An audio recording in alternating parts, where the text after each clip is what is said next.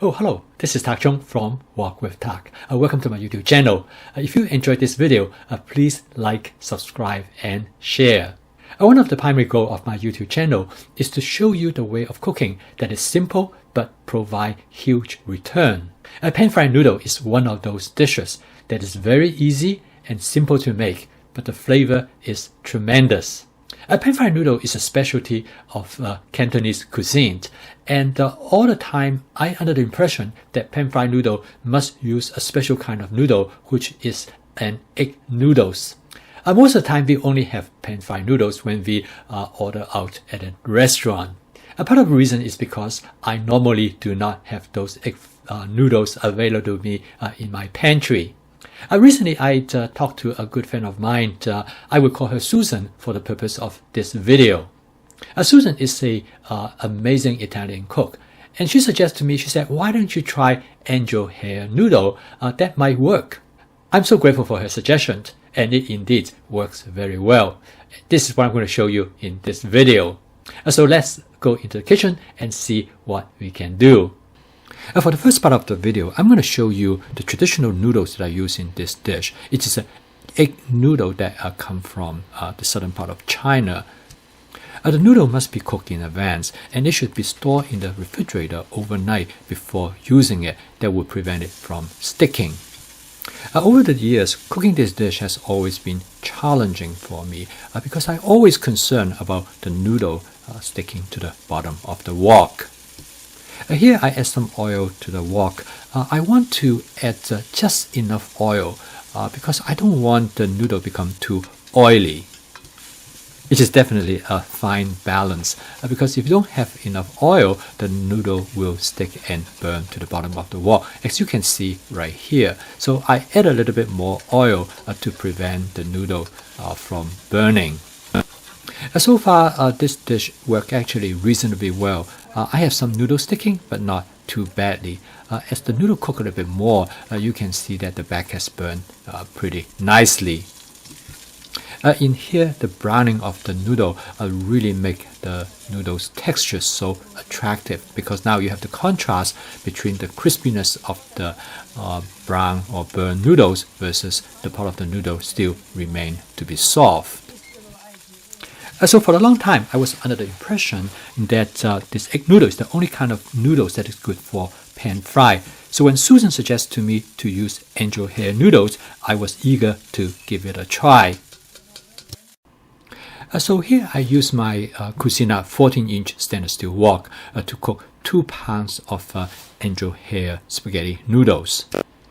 A 14-inch wok turned out to be perfect for making spaghetti noodles because the length of the spaghetti noodles is just a little bit shorter than the diameter of the wok. It is important not to cook the spaghetti noodles too long because it will be further cooked when you stir fry it. So I only cook it for about 3 to 4 minutes and to give it a very al dente texture. I then transfer them to a bowl of cold water immediately. This will prevent the spaghetti noodle from cooking any further. As you can see, 2 pounds of spaghetti noodle actually lead to quite a bit of noodles that I could use over the next several days. I then transfer the noodles to several plastic containers, each container to be used for one meal. After that, I'm going to put a little bit of canola oil in the plastic container. Now, the canola oil will help to prevent the noodles stick together, but it will be also very useful to provide a little bit of oil during the frying process. And then I mix the oil well into the noodles. Some of the viewers have asked me whether they could use their carbon steel or cast iron wok for making spaghetti noodles. And my answer is, of course you can. The only drawback is that the boiling the water in this wok will remove the seasoning. So make sure afterward you should spray it with oil to prevent it from rusting. Almost immediately I start frying the noodles. I recognize that coating the noodle with oil has some distinct advantage. As you can tell, the surface of noodle take on this oily appearance. After using my wok spatula to move the noodle around a little bit, I noticed that the noodle is not sticking to the bottom of the wok at all. So I decided I'm not going to disturb it and just let it fry the bottom of the noodles. This turned out work really well. As you can see here, the noodle all do not stick to the bottom of the wok at all. Even the tiny little bit noodle on the side, they do not stick either. So coating it with oil definitely has some distinct advantage. So next I decided I'm going to flip the noodle over and start to fry the other side of the noodles as well. So this will give me more crispy texture to the noodles. After I flip the noodle over, I let it to fry a little bit more, and then I serve it onto a serving plate. As you can see, it did a really good job, and the noodle provide a very nice brown and crispy surface, and I think this will work out very well. I was very pleased how well this angel hair spaghetti noodle has worked out. The only drawback is that when I fry them all together, and it's difficult to break apart when I try to eat them.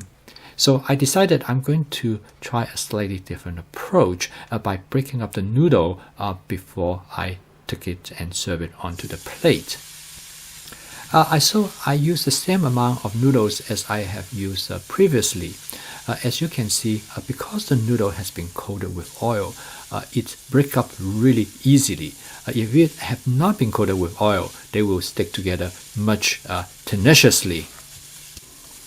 During this part of the cooking process, my 15-inch tong works really well. I strongly recommend you to get a pair of long tongs because sometimes a wok spatula just will not be as efficient. At this time, the cooking worked as well as last time, as the noodle do not stick to the bottom of the stainless steel wok at all. And as you can tell right now, by this time, the bottom of the noodles are already fried, and they form a layer together. At this point, I turn the setting of the heat to about medium because I know if I have the heat up too high, it will burn much quicker. And I want the noodles to be burned and brown, but not to be charred. Clearly, coating the noodles with oil seems to does the trick, and I'm very happy how it turned out. So by this point, I decided that I'm going to flip the noodle over. As I'm going to finish up frying the noodles, I turn the heat back high.